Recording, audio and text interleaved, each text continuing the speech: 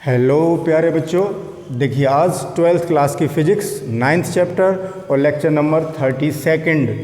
तो पिछले लेक्चर्स में बच्चों हम सरल सूक्ष्मदर्शी और संयुक्त सूक्ष्मदर्शी पढ़ चुके हैं।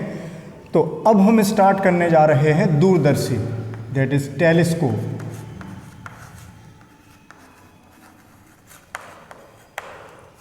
तो बच्चों ये दूरदर्शी है क्या?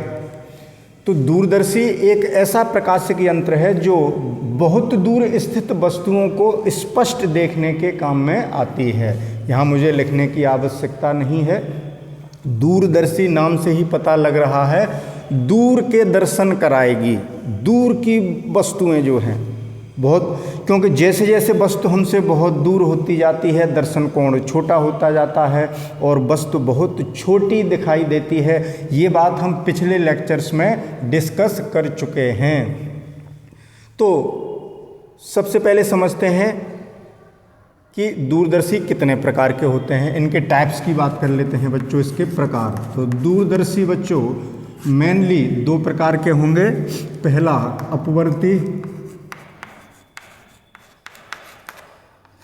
अपवर्ती दूरदर्शी,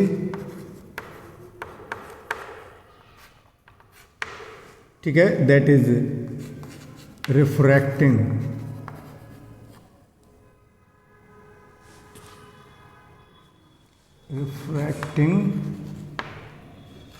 टेलीस्कोप, और दूसरा परावर्ती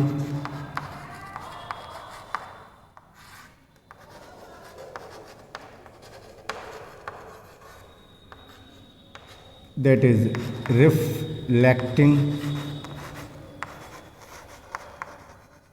टेलीस्कोप।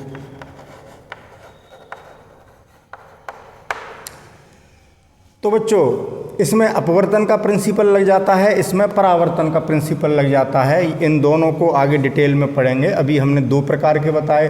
अब ये जो अपवर्ती दूरदर्शी है ये भी दो प्रकार के होते हैं। पहला आकाशीय या खगोलीय, आकाशीय कह लें या खगोलीय दूरदर्शी, ठीक है बच्चों, आगे समझ जाएंगे। दैट इज एस्ट्रोनॉमिकल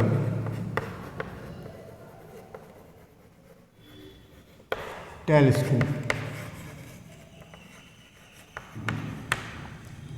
दूसरा प्रकार इसी का पार्थिव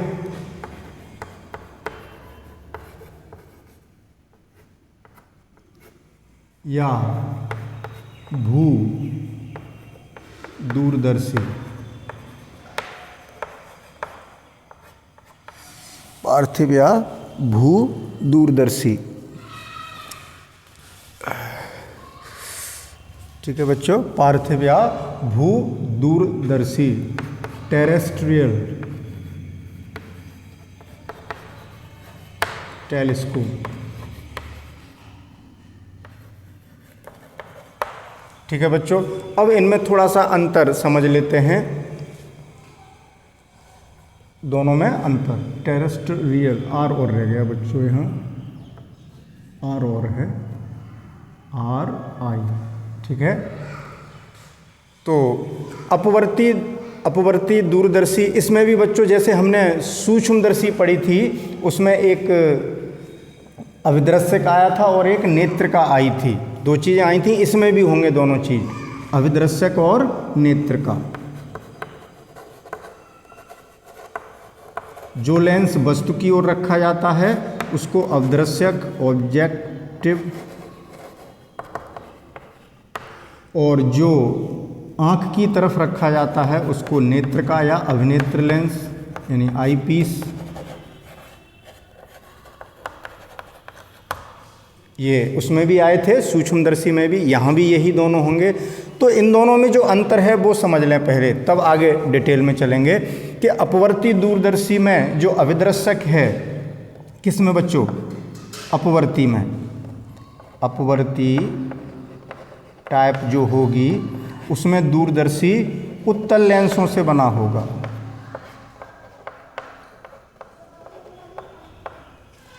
और परावर्ती में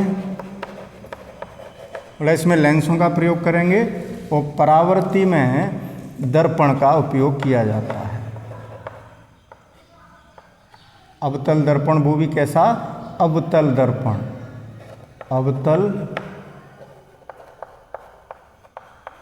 अवतल दर्पण होगा। ठीक है, अवतल दर्पण और परिवलयाकार भी हो सकता है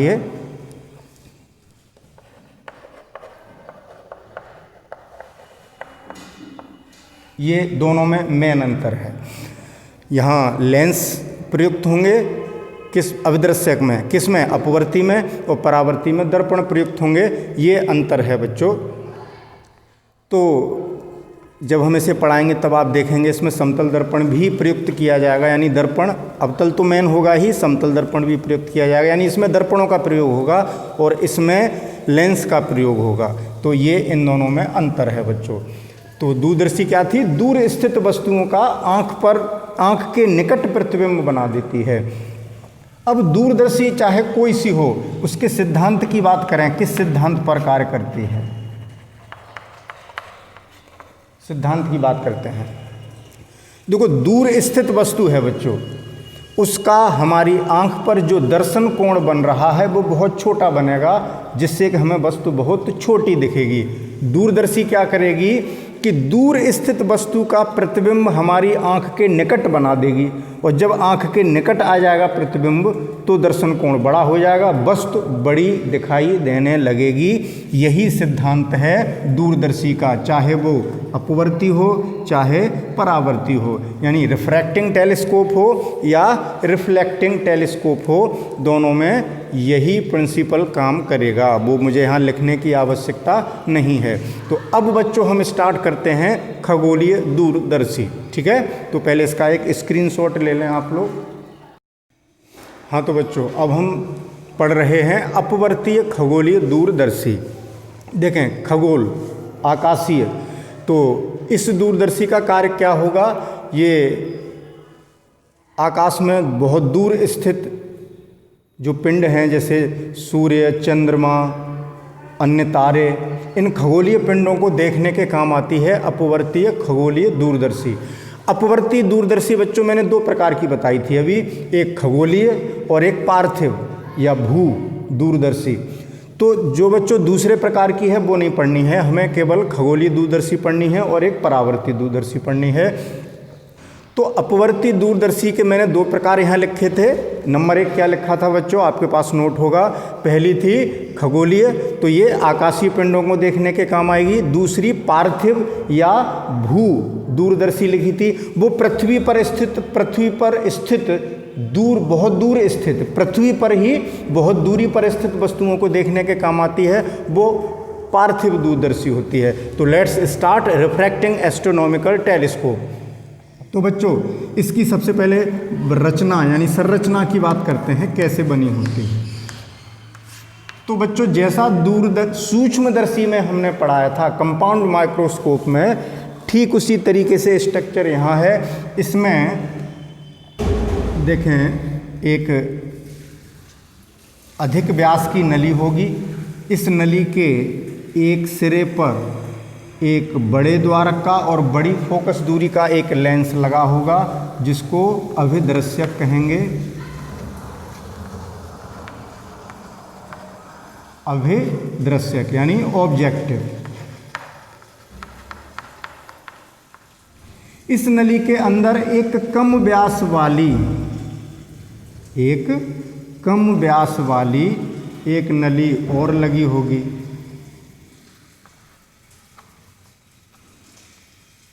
ठीक है बच्चों, इस नली के दूसरे सिरे पर एक कम द्वारक का, कम फोकस दूरी का एक लेंस लगा होगा, जिसको हम अभिनेत्र लेंस या नेत्रिका कहेंगे।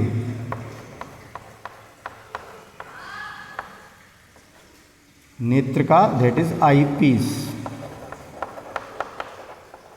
या अभिनेत्र लेंस भी कह देते हैं।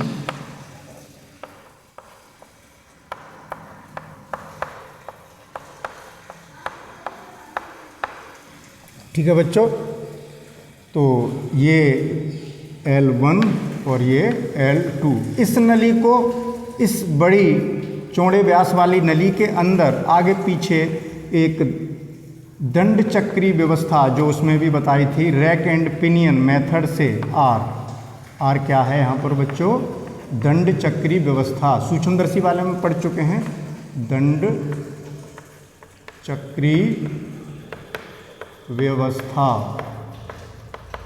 ये क्या व्यवस्था है बच्चों, इस नट लगा होगा, इसको आप ऐसे घुमाएंगे, नट को घुमाएंगे तो ये नली आगे पीछे बढ़ेगी, एक दिशा में बढ़ाने पर इधर आ रही है तो उसके दूसरी दिशा में घुमाने पर इधर को जाएगी, ठीक है, आगे पीछे। रैक एंड पिनियन अरेंजमेंट कहते हैं इसको, रैक एंड पिनियन अरेंजमेंट। इस अरेंजमेंट से हम इस नली को आगे पीछे खिसका सकते हैं बच्चों। तो ये बनावट रही इसकी, और यहाँ एक क्रॉस वायर भी लगा रहता है, इस लेंस के आगे क्या लगा होगा, क्रॉस वायर, क्रॉस वायर लगा होगा बच्चों।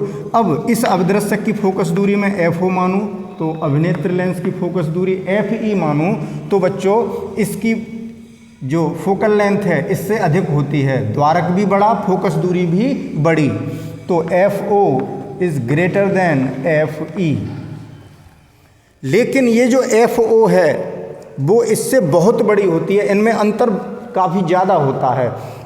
अब बच्चों किसी बच्चे के दिमाग में एक बात आ सकती है, ज़रा गौर से सुने, कि हमने सूक्ष्मदर्शी जब पढ़ाई थी तो पलट के थी, छोटा वाला लेंस इधर था और चौड़ी वाली नली इधर थी, इसमें बड़े वाले लेंस को वस्तु की ओर रखते हैं, ये अवदर्शक है, उसमें छोटा वाला लेंस अवदर्शक था।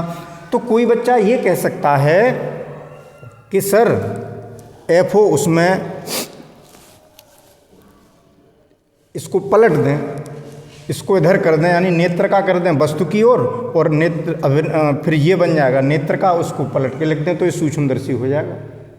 देखो सूक्ष्मदर्शी ऐसी तो थी बच्चों, देखो हमने ऐसे बताई थी, दोनों में अंतर समझ लें। क्या अंतर है बच्चे, ये सोच सकते हैं, भाई सोचने में क्या जाता है, सोचना भी चाहिए। ये हमने सूक्ष्मदर्शी बताई थी बच्चों, यहाँ rack and pinion method R, और यहाँ ये लेंस, ये क्या था, सूक्ष्मदर्शी। ये ऑब्जेक्टिव लेंस,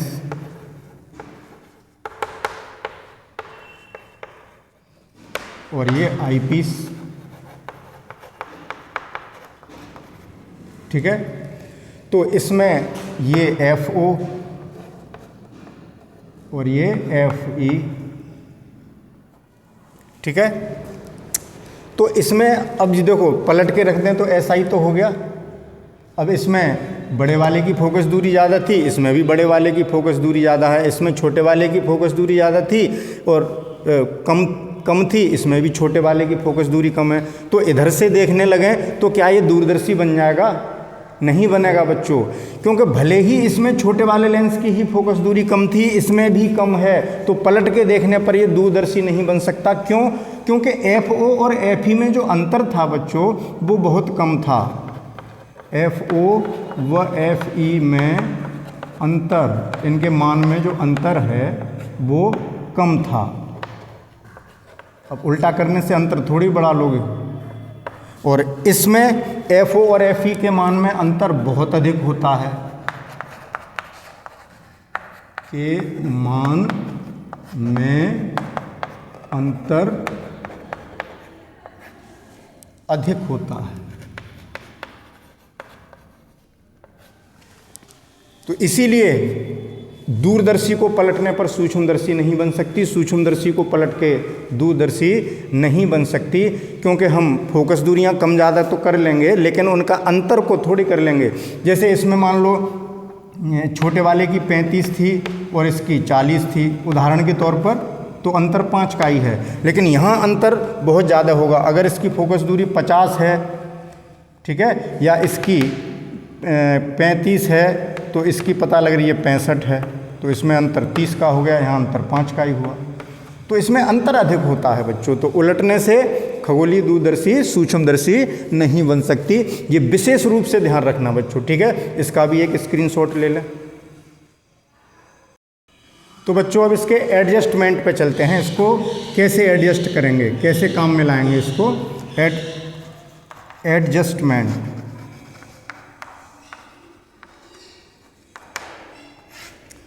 तो देखो बच्चों इस ऑब्जेक्टिव को वस्तु की ओर रख देते हैं, वस्तु की ओर करते हैं, और इस रैक एंड पिनियन अरेंजमेंट से इसको स्क्रू को घुमा करके इसको लेंस को इतना आगे पीछे करते हैं जिससे जिस वस्तु को देख रहे हैं उसका प्रतिबिंब इस क्रॉस तार पर बन जाए और उस प्रतिबिंब और क्रॉस तार के बीच कोई लंबन न रहे। अब आप कहेंगे लंबन क्या होता है, तो लंबन बच्चों हमने 11th के फर्स्ट चैप्टर में सिखाया था, आपको पैरालक्स मेथड में बताया था, ठीक है ना। लंबन क्या था कि एक आंख बंद करके अगर इनको एक सीध में कर लें और ये उंगलियां आगे पीछे हैं और हम ऐसे पोजीशन को हटाएं तो ये उंगली आगे पीछे चलेंगी, और जब ये उंगलियां मतलब आगे ऐसे होंगी, और जब ये बिल्कुल एक के ऊपर एक होंगी तब एक आंख बंद करके आप गर्दन को इधर उधर ले जाएंगे तो ये दोनों आपको संग संग चलेंगी। कब? जब एक के ऊपर एक हैं, यानी पोजीशन क्रॉस वायर पर ही है उस प्रतिबिंब की, वो लंबन देख करके पता करते हैं। बात समझ गए? जब एक के ऊपर एक होंगे तो गर्दन आगे पीछे करने पर हमें ऐसे एक साथ चलती हुई प्रतीत होंगी, और अगर आगे पीछे होंगी ये उंगलियां तो हमें ऐसे ऐसे चलती हुई प्रतीत होंगी। इसका मतलब ये ओवरलैप नहीं कर रहे हैं क्रॉस तार और प्रतिबिंब। तो इस तरीके से हम यहाँ प्रतिबिंब प्राप्त कर लेते हैं बच्चों, ठीक है। अब बात करेंगे बच्चों, देखो संरचना हो गई, संरचना के बाद आपने एडजस्टमेंट भी पढ़ लिया।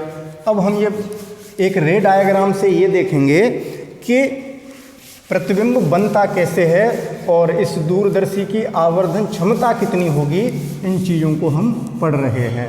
तो देखें बच्चों, वस्तु बहुत दूर स्थित होगी यानी अनंत पर स्थित होगी। ये हमने एक तरीके से मुख्य अक्ष बना ली बच्चों, ठीक, ध्यान से समझते जाना। अब देखें अभिदृश्यक बड़ा होगा, जो लेंस वस्तु की ओर रखा जाता है उसको बढ़ा लेते हैं और बड़ी फोकस दूरी का लेते हैं। तो मान लीजिए वस्तु बहुत दूर है, अनंत पर है,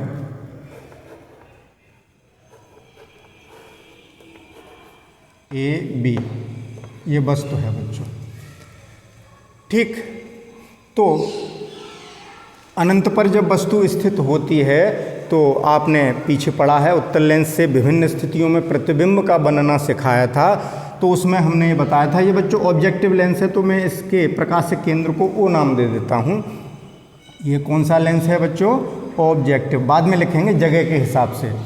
तो देखें प्रतिबिंब कहाँ बनेगा? फोकस पर, और इसकी फोकस दूरी अधिक होगी। मान लीजिए इसकी फोकस दूरी ये है FO, ये फोकस हो गया इसका, ठीक है। तो कैसे बनाएंगे प्रतिबिंब? मुख्य अक्ष के समांतर, मुख्य अक्ष के समांतर तो लाएंगे नहीं, अनंत पर है वस्तु। तो जैसे हमने एक किरण ये ले आई, एक किरण समांतर आएंगी किरण, एक किरण ये ले आए, ये इतना मुड़ेगी कि ये यहाँ काट जाएगी और इसका जो वास्तविक और उल्टा प्रतिबिंब है यहाँ पर बन जाएगा इस तरीके से, ठीक है बच्चों। ये कहाँ बन गया? FO पर। क्या प्रतिबिंब हुआ? ये A1 B1, तो A1 B1 पर इसका प्रतिबिंब बन गया। क्लियर हुई बात बच्चों, ठीक है ना। अब हम ये कौन सा है? अभिदृश्यक। अब नेत्रिका को आगे पीछे इतना खिसकाएंगे कि ये प्रतिबिंब उसके फोकस के अंदर आ जाए। जैसे कि ये फोकस हमने मान लिया, किसका बच्चों? किसका फोकस मान लिया?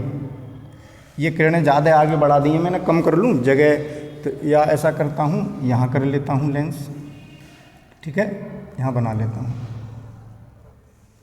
जो नेत्रिका होगी उसका द्वारक कम होगा इसकी तुलना में, और फोकस दूरी भी कम होगी इसकी तुलना में। देखिए इसकी हमने इतनी बनाई है, तो इसकी थोड़ी सी कम बना लें। चलिए थोड़ा और पास बना लेते तो थोड़ी सही आ जाती कम। इस लेंस को बच्चों और पास बना लूँ? ये किरणें ज़्यादा बढ़ा दी हैं, दिक्कत करेंगी। थोड़ी छोटी कर लेते हैं इनको, क्या फ़र्क पड़ रहा है। लेंस को बच्चों मैं इधर बनाऊंगा, ठीक है।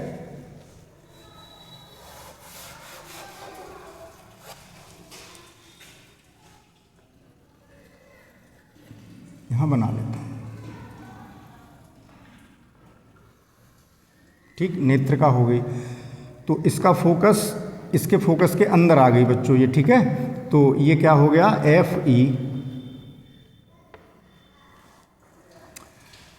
FE1 और इधर इतनी ही दूरी पर होगा FE2। इसको बाद में बनाएंगे फिगर की सिचुएशन से।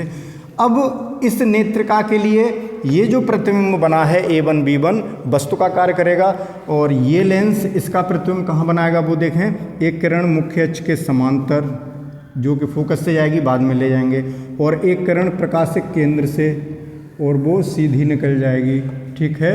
ये प्रकाशिक केंद्र इसका बच्चों में लिख देता हूँ, आई पीस है, नेत्र का है, इसलिए ई से। मैं देखूँ बच्चों साफ साफ दिख रहा है? दिख रहा है बच्चों, कोई दिक्कत नहीं है। तो देखें अब ये किरण जब इधर जाएगी तो आगे देखें दोनों किरणें फैल गई, डाइवर्ज हो गई, तो आगे तो काटेंगे नहीं, पीछे हटानी पड़ेंगी। तो मैं इसको पीछे हटाता हूँ बच्चों।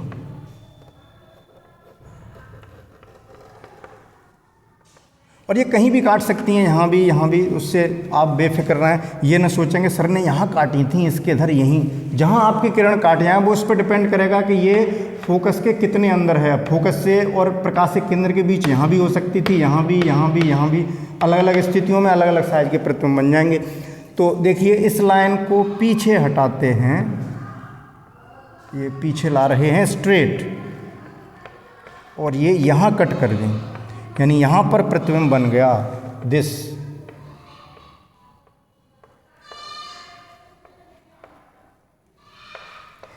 इस वस्तु के सापेक्ष सीधा बना है प्रतिबिंब, लेकिन इस मूल वस्तु के सापेक्ष ये प्रतिबिंब उल्टा रहा, यानी अंतिम प्रतिबिंब कैसा बना, उल्टा। लेकिन नेत्रिका ने इसका प्रतिबिंब सीधा ही बनाया है। तो अब इनके नामकरण कर लेते हैं बच्चों। ये जो प्रतिबिंब आया है इसको मैं नाम दे देता हूँ A2 और B2। क्लियर? सबके नाम हो गए ट्रायंगल्स के। अब देखें वस्तु आंख पर जो कोण बनाती है, अब अनंत पर है वस्तु, तो यहाँ कोण बना दो या यहाँ बना दो, ज़्यादा अंतर नहीं पड़ेगा, क्योंकि बहुत दूरी के, अनंत दूरी के सापेक्ष इस लेंस की और आँख की पोजीशन, दूरी में कोई विशेष फर्क नहीं आया, ठीक है बच्चों। ये किरणें कहाँ जा रही हैं, नेत्र में। आप कहोगे नेत्र में तो एक भी नहीं गई, दो। बच्चों बहुत सारी किरणें चल रही होंगी, मैंने चित्र को कॉम्प्लेक्स न हो जाए, चित्र बहुत जटिल न हो जाए, कोई दो ही किरण से थोड़ी, बहुत अनंत किरणें जा रही होंगी, ठीक है ना। तो ये हमारी आँख में ये किरणें जा रही हैं, आई, और हमें ये प्रतिबिंब प्रवर्धित, बड़ा हुआ प्रतिबिंब और स्पष्ट प्रतिबिंब दिखाई देने लगेगा। तो वस्तु ने ये कोण बनाया। आप कहेंगे कि सर आपने आँख पर कहाँ बनाया? भाई मैंने क्या कहा, ये दूरी बहुत है, तो बहुत दूरी के सापेक्ष, यानी बहुत दूर से इसको देखें या इसको देखें कोई अंतर नहीं पड़ेगा, एक ही पोजीशन मानी जा सकती है। तो ये अल्फा हो गया, और अंतिम प्रतिबिंब ये है, ये आँख पर ये कोण बना रहा है, ये क्या हो गया बच्चों, बीटा। अंतिम प्रतिबिंब द्वारा बना कोण बीटा हो गया। अब देखें बच्चों, ये FO पर बना था, ठीक है, हाँ यहाँ नाम दे दें, ये FE1 था, ये FE2 हो गया। अब देखें आवर्धन क्षमता, अब मैं यहाँ फॉर्मूला नहीं लिख रहा बच्चों, बोल दूंगा ऐसे ही लैंग्वेज में। m बराबर अंतिम प्रतिबिंब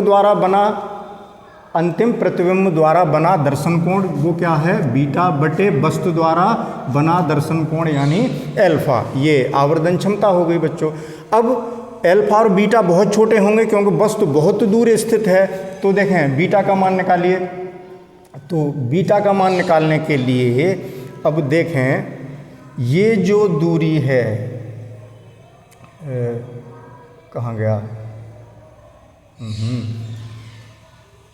सॉरी, नाम है ई पॉइंट है, ये पॉइंट ई है, ये पॉइंट ओ है, इनके नाम और लिखते हैं बच्चों। ये क्या है, अभिदृश्यक,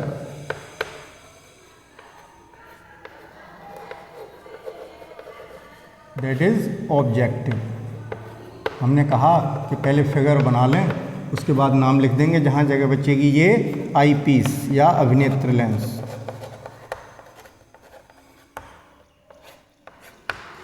ठीक है बच्चों, तो फिगर बनाना आप सीख गए कि प्रतिबिंब कैसे बनता है। अब यहाँ दो स्थितियाँ उत्पन्न हो सकती हैं बच्चों। ये अंतिम प्रतिबिंब स्पष्ट दृष्टि की न्यूनतम दूरी पर भी बन सकता है और कहाँ बन सकता है, अनंत पर भी बन सकता है। तो उन दोनों सिचुएशन में हम अलग अलग आवर्धन क्षमता के सूत्र निकालेंगे, लेकिन अभी एक जनरल सूत्र निकालते हैं जो हर कंडीशन के लिए एप्लीकेबल होगा। व्यापक सूत्र, आवर्धन क्षमता का व्यापक सूत्र निकालते हैं। पहले निकाल रहे हैं व्यापक यानी जनरल सूत्र निकालने हैं। तो देखें बच्चों, ये अल्फा है तो ये भी क्या हो गया, अल्फा हो गया। दिख रहा होगा आपको ये अल्फा। तो देखें इस ट्रायंगल में, देखें OA1 B1 में, त्रिभुज OA1 B1 में अल्फा बराबर, छोटा कोण है तो अल्फा tan अल्फा ले सकते हैं, बराबर। देखें tan अल्फा बराबर लंब बटे आधार, यानी A1 B1 बटे, इसे हटा दूं बच्चों, इधर लिख दूं A। यहाँ बोर्ड छोटा है बच्चों तो जगह की हमें थोड़ी दिक्कत सी रहती है। A1 B1 बटे आधार कितना हो गया बच्चों, कहाँ गया बीटा, ये था इस त्रिभुज में A2E।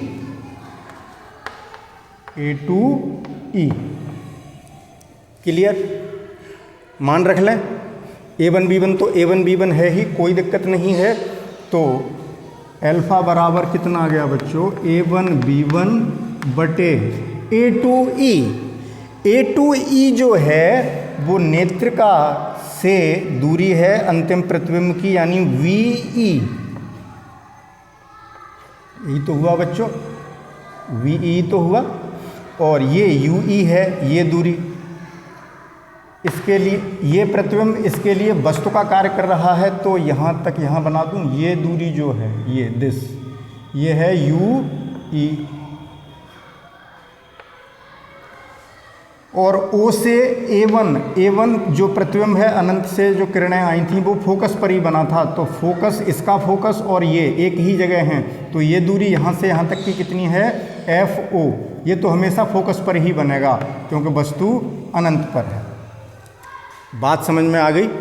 तो अब इस त्रिभुज से हमने tan अल्फा निकाल लिया। तो A2E यानी E से A2 तक की जो दूरी है बच्चों, इस लेंस से इस साइड में आ रही है, तो माइनस की रखेंगे, तो माइनस VE। ऐसे ही अब निकालते हैं त्रिभुज EA1 B1 से, EA1 B1 में बीटा बराबर tan बीटा लेके चलेंगे, और tan बीटा लंब हो गया A1 B1 बटे आधार हो गया A1E। तो A1 B1 बटे A1E क्या है बच्चों, A1E यानी E से A1 तक की दूरी अभी बताई थी UE है। तो ये कितनी आ गई बच्चों, माइनस, कितनी आ गई, माइनस UE। क्लियर हुई बात क्लियर हो गई। अब ये वैल्यूज़ हम पुट कर देते हैं इस समीकरण में। इसको मैं समीकरण नंबर 1 डालता हूँ बच्चों। तो समीकरण 1 में रखने पर आप लिख लेंगे m बराबर, बीटा का मान रखिए पहले, A1 B1 बटे माइनस VE इंटू, उल्टा करके लिख दें, माइनस UE बटे A1 B1। ठीक है, A1 B1 कट गए। m बराबर कितना आया बच्चों, UE अपॉन VE। ठीक है, UE अपॉन VE आ गया है बच्चों इसका जनरल सूत्र। ठीक, नहीं बीटा हमने ऊपर रखा है बच्चों, क्या कर दिया है, उल्टा कर दिया। अल्फ़ा का मान बीटा में, भाई बीटा अपॉन अल्फ़ा, बीटा का मान तो ये था, ये वाला, ये गलत हो गया बच्चों, गलत हो गया। ओ हो बच्चों दोबारा देखें, देखो हमने इस त्रिभुज से निकाला था अल्फ़ा A2, ओहो इस त्रिभुज से निकाला था बच्चों, तो OA1 ही तो आएगा। ये A2E कहाँ से लिख दिया, A2E, और ये धोखा हो गया, ये तो कोई त्रिभुज ही नहीं था बच्चों, सॉरी बच्चों सॉरी, ये सब गड़बड़ हो गया बच्चों, दोबारा करते हैं, यहीं से दिक्कत हो गई, यहाँ से वो धोखे से हम A2E लिख गए, कोई त्रिभुज ही नहीं है ये तो। देखो दोबारा कर लेते हैं बच्चों, धैर्य रखें थोड़ा सा, कोई बात नहीं बच्चों, मैं भी एक इंसान हूँ, आपको इधर समझा भी रहा हूँ, उधर भी दिमाग लगा रहा हूँ, थोड़ी सी वो मुझे वही लगा कि ये व्यापक सूत्र है ही नहीं, कैसा आ रहा है, तो गलती पकड़ में आ गई बच्चों। तो गलती देखें क्या हो गई, आप समझना कितनी मामूली सी गलती, सिली मिस्टेक कर दी हमने, त्रिभुज को ध्यान से नहीं देखा, साइड से मैं देख रहा हूँ ना, कौन सा त्रिभुज है देखें ध्यान से, OA1 B1, यही तो लिखा है OA1 B1, तो लंब तो A1 B1 सही लिख दिया, आधार गलत लिख गए, A1 O। अब OA1 ये जो दूरी है बच्चों वो किसके बराबर है, फोकस दूरी के, और ये FO हो गई, तो अल्फ़ा कितना हो गया, A1 B1 चिन्ह सहित मान रख रहे हैं बटे FO, चित्र से दिख रही है O से A1 की जगह ही FO है, वहाँ तक की दूरी FO है बच्चों, फोकस दूरी, फोकस पर ही तो बनेगा प्रतिबिंब, अनंत पर है इसलिए वस्तु। अब त्रिभुज कौन सा, EA1 B1 में देखें बीटा बराबर tan बीटा बराबर लंब A1 B1 बटे आधार EA1, चिन्ह सहित मान रखिए, तो A1 B1 बटे EA1 कितना है बच्चों, UE, लेकिन अभिनेत्र लेंस के लिए है UE, तो इस साइड में है, तो प्रकाश की किरणें इधर जा रही हैं, हम E से इधर नाप रहे हैं, तो नेगेटिव UE। अब ये मान समीकरण 1 में रख दो, तो देखो m बराबर कितना आएगा, पहले बच्चों बीटा है, वो भी गलती कर रहे थे हम, तो बीटा का मान हमने बाद में निकाला है ना, तो पहले ये वाला लिखोगे बीटा का मान A1 B1 बटे माइनस UE अपॉन अल्फ़ा का मान रखना है जो कि ये है दिस वन, तो अपॉन में रख रहे हैं तो इसको उल्टा करके मल्टीप्लाई कर सकते हैं, FO अपॉन A1 B1, ये कैंसिल आउट हो गए, तो m बराबर बच्चों कितना आ गया, minus FO upon UE।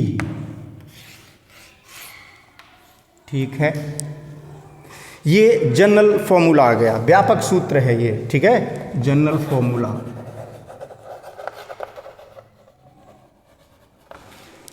Minus FO upon UE, इसका स्क्रीनशॉट लें। फिर इसके बाद बच्चों हम बात करेंगे अलग अलग स्थितियों की। अब देखेंगे यदि ये प्रतिबिंब स्पष्ट दृष्टि की न्यूनतम दूरी पर बनता तो क्या होता, तो ये तो मैं लिखा रहने देता हूँ, इसको हटा दूंगा, स्क्रीनशॉट ले लें जल्दी से।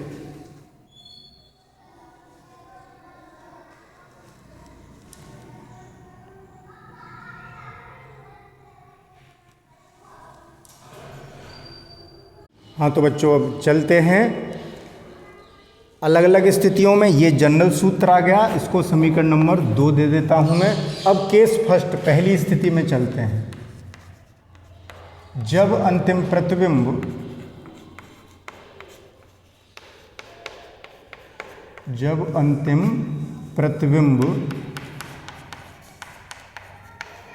स्पष्ट दृष्टि की न्यूनतम दूरी D पर बनता है, वो मैंने लिखा नहीं है बच्चों, यहाँ अपने आप लिखा करेंगे। इस D क्या है, स्पष्ट दृष्टि की न्यूनतम दूरी, यहाँ पे लिखेंगे आप स्पष्ट दृष्टि की न्यूनतम दूरी, फिर लिखेंगे D पर बनता है। मुझे समय की बचत करनी है बच्चों, वीडियो फिर लेंदी ना हो जाए, इसका डर लगा रहता है, आप लोग बोर हो जाएंगे, फिर आप सोचेंगे कि सर बोर कर देते हैं इतना लेंदी वीडियो बना के। अब बच्चों इस टॉपिक को पूरा तो करना ही है, अब ये तो है नहीं कि आधा छोड़ के कल बनाएंगे, तो चलिए, यानी ये जो अंतिम प्रतिबिंब बना वो कितनी दूरी पर है, d दूरी पर है, यानी ये VE जो है, फिगर यही रहेगा बच्चों, ये दूरी 25 सेंटीमीटर यानी d हो गई, स्पष्ट दृष्टि की न्यूनतम दूरी पर बन गया।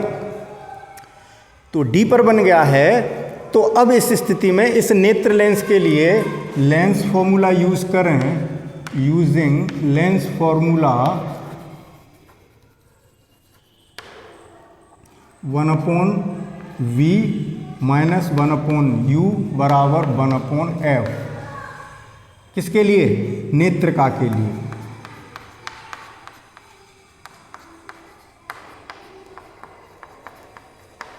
तो बच्चों u के स्थान पर क्या लिखोगे आप? इसके लिए u क्या है? वस्तु ये है, वो दूरी है ue, लेकिन इस साइड में है तो u के स्थान पर आप -ue रखेंगे और v के स्थान पर कितना रखेंगे? ve, जो किसके बराबर है? d के। v के स्थान पर be और वो किसके बराबर है? -d रखेंगे। और f के स्थान पर क्या रखेंगे? fe, क्योंकि नेत्रका की बात हो रही है बच्चों, तो रखें। तो देखें, जब यहाँ रखेंगे इसमें तो 1/v के स्थान पर -d -ue, तो प्लस हो गया 1/ue बराबर कितना? f 1/fe। तो यहाँ से बच्चों 1/ue कितना आ गया?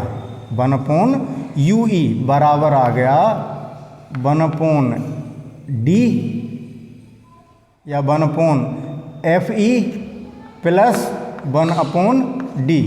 अब मैं यहाँ कर दूँ बच्चों, जगह की बचत करनी है। तो देखिए, अगर मैं इसमें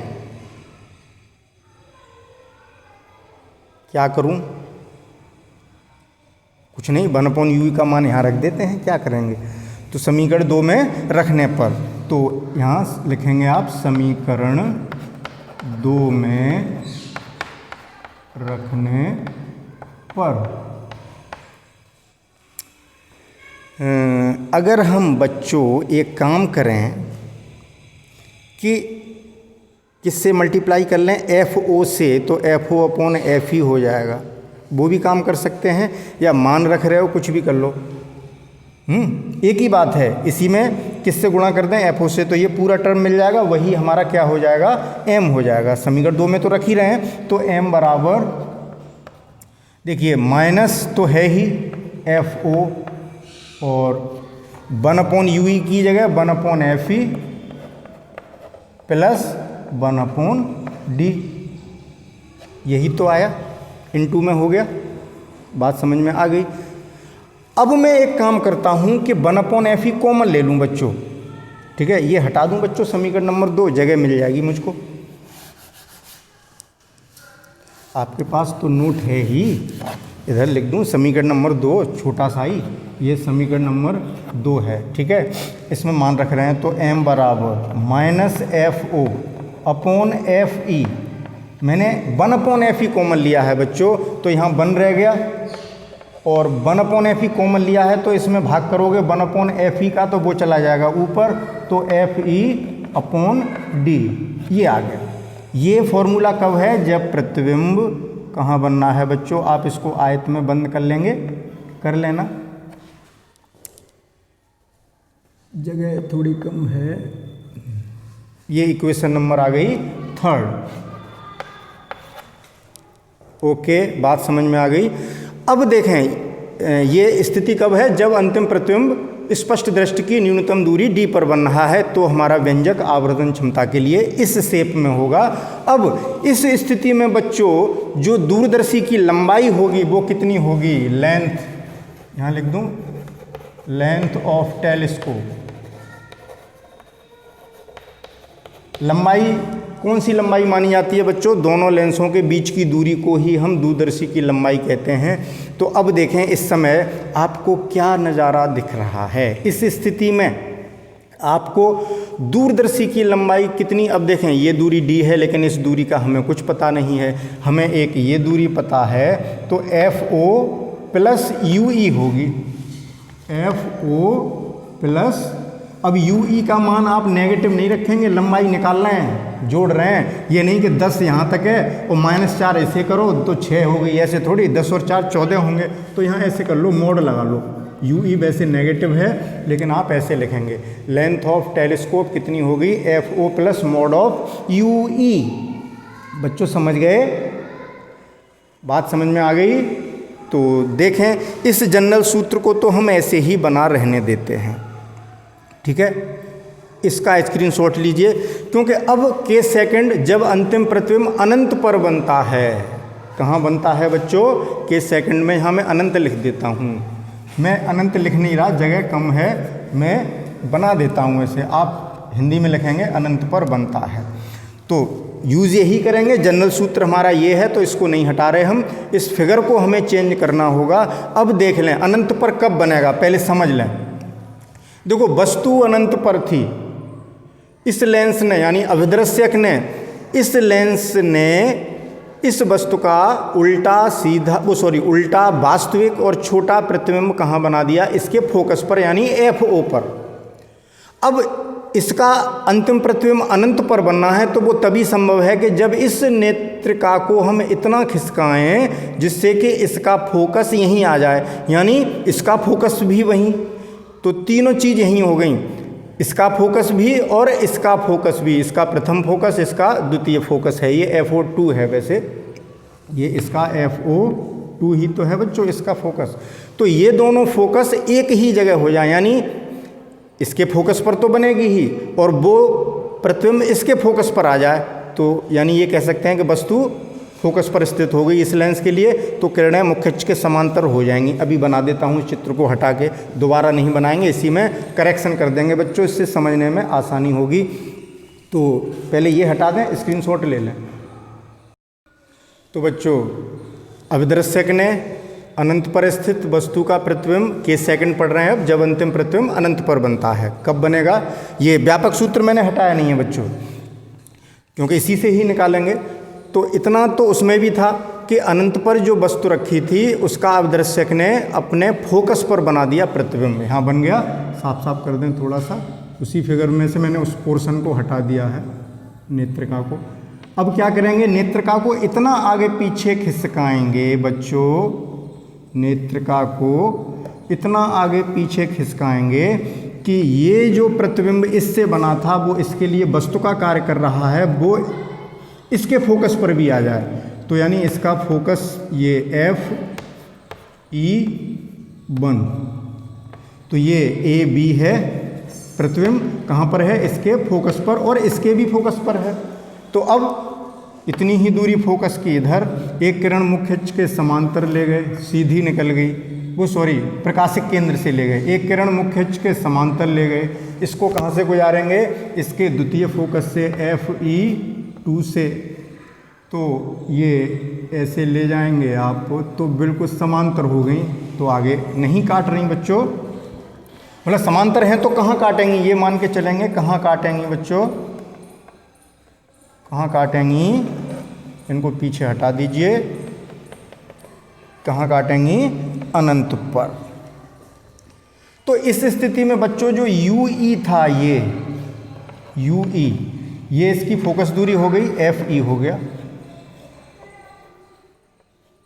और यहाँ तक ये तो FO है ही, इधर ये कितनी है, FO है। तो इस सूत्र में UE के स्थान पर -FE रख दें, ठीक है, चिन्ह सहित मान रखोगे, क्योंकि वहाँ आप चिन्ह सहित मान रख चुके थे बच्चों, इसलिए UE की जगह पर -FE नहीं FE ही रखेंगे, क्योंकि यहाँ UE पहले से ही हम नेगेटिव ले चुके थे जब ये सूत्र निकाला था, तो बार बार थोड़ी चिन्ह लेंगे। तो अंतिम प्रतिबिंब जब स्पष्ट है कि जब अंतिम प्रतिबिंब अनंत पर बनेगा तो UE FE के बराबर होगा। चित्र से समझ गए, तो यहाँ वैल्यू रखिए, तो m बराबर -FO/FE, ये आ गई इसकी आवर्धन क्षमता। समीकरण नंबर 3 तो D पर आई थी, ये कौन सी हो गई, समीकरण नंबर 4। और ये तो पिछली स्थिति का लिखा हुआ है, तो इससे तो कोई मतलब नहीं है, ठीक है। अब लेंथ ऑफ टेलीस्कोप स्थिति में कितनी होगी, इस पोजीशन में लेंथ ऑफ टेलीस्कोप कितनी होगी बच्चों, चित्र से देखें दोनों लेंसों के बीच की दूरी, देखें यहाँ तक FO और यहाँ तक FE, तो कितनी हो गई FO प्लस FE, इतनी लंबाई होगी टेलीस्कोप की इस स्थिति में। और इस स्थिति में आँख रिलैक्स्ड पोजीशन में होती है, उसे श्रांत आँख की अवस्था कहते हैं। इसे क्या कहेंगे, कहाँ लिख दूँ बच्चों मैं, यहाँ लिख दूँ, श्रांत आँख की अवस्था कहलाती है ये situation, that is state of relaxed eye, relaxed eye. और ये किरणें बच्चों आई में ही तो जा रही थी, यहाँ आई बना दीजिए इससे, ये हमने आई बना दी।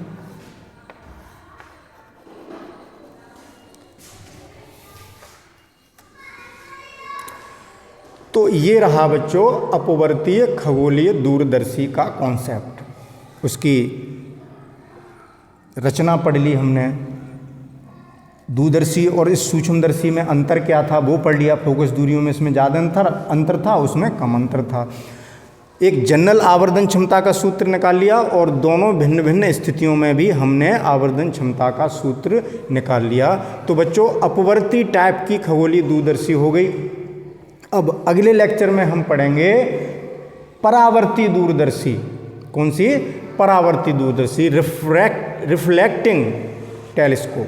ठीक है, तो चैनल पर बने रहिए और इसका अच्छा सा सुंदर से प्यारे से नोट्स बनाइए और तैयारी कीजिए, फॉर्मूले लर्न कीजिए, न्यूमेरिकल प्रॉब्लम्स निकालने की कोशिश कीजिए, सीधे सीधे फॉर्मूला बेस्ड होंगी।